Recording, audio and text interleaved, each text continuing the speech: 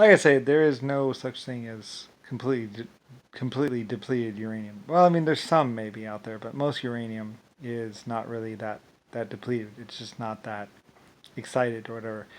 It's slowed down its reaction time and is basically stabilized. Mostly, it's basically the sludge or the oxides that are left on the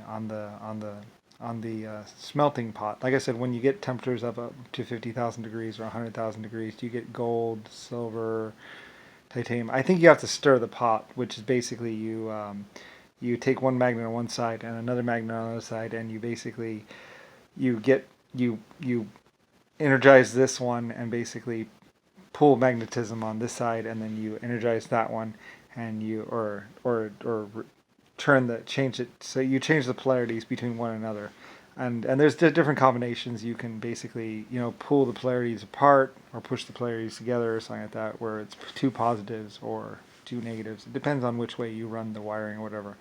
There's tricks to it, but basically you stir the pot or stir the electrons, and you stir the molecules of the metal inside. And basically, when you're doing that back and forth maneuver, you get elements out of that, like gold, silver, stuff like that. They kind of combine, and the heat basically loosens the bonds and everything else like that.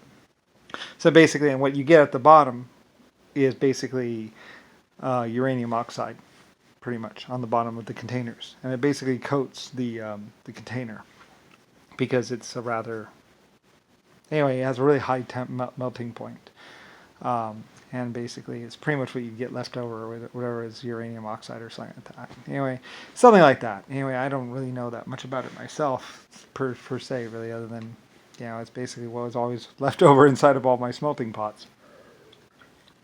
And realistically, it's a problem because it kind of builds up, and then you have this sludge at the bottom. It's basically the sludge that's always at the bottom of the smelting pots.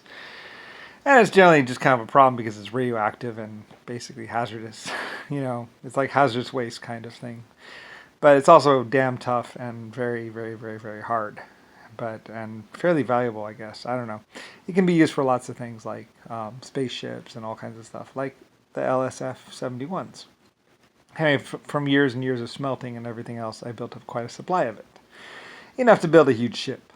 And also some flyers. Some LSF flyers, 71s. There's also 77 and a bunch of other different flyers. I think I went all the way up to like 120 or something like that. I have a bunch of spaceships, basically, that I had built or built. Like I said, I'm quite a rich man and quite a rich life form.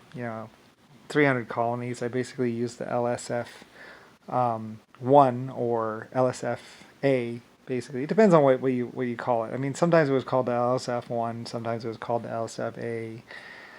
Basically, it's a giant, huge colony ship that I took from planet to planet to planet. Nice, slow ship.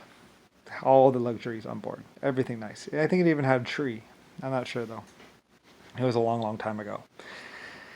Like I said, it's a ship that came here and landed, and a ship that's been to lots of other places. Like I said, this Earth got the flyers, the LSF flyers, made out of depleted uranium, and some other planet got the LSF ship itself. A basic designation, A LSF A, pretty much was, I think, the final designation of it.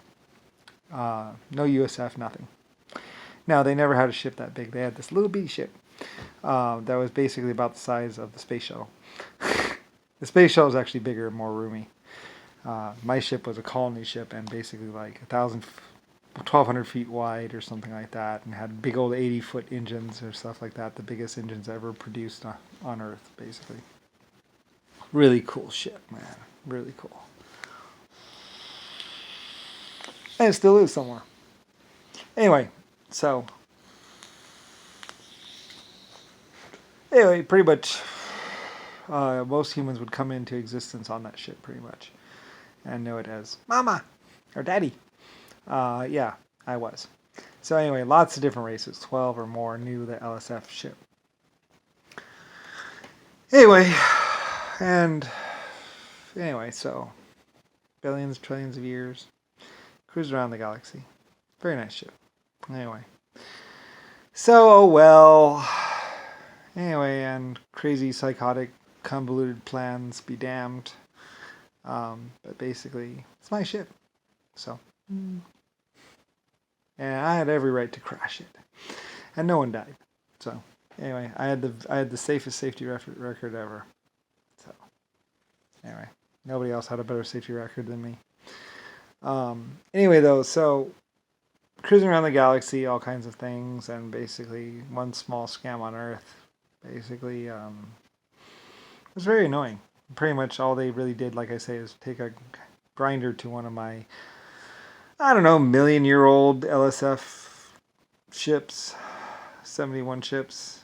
They basically took a grinder to it, applied some heat, and tried to bend it into shapes that would basically cover their body, and pretty much tried to forge like armor that's radioactive. Like I said, I'm surprised they didn't die of radiation poisoning sooner. But basically, yeah, using radioactive uranium for armor is not exactly a good idea. You know, and that's exactly what they did. That's what the USAF did. Was basically they basically used a grinder and cut up one of my LSF-71 ships and turned it into body armor, and then ran around. Like I said, everyone who touched that armor would die from it. It wasn't all that. It was still very much radioactive.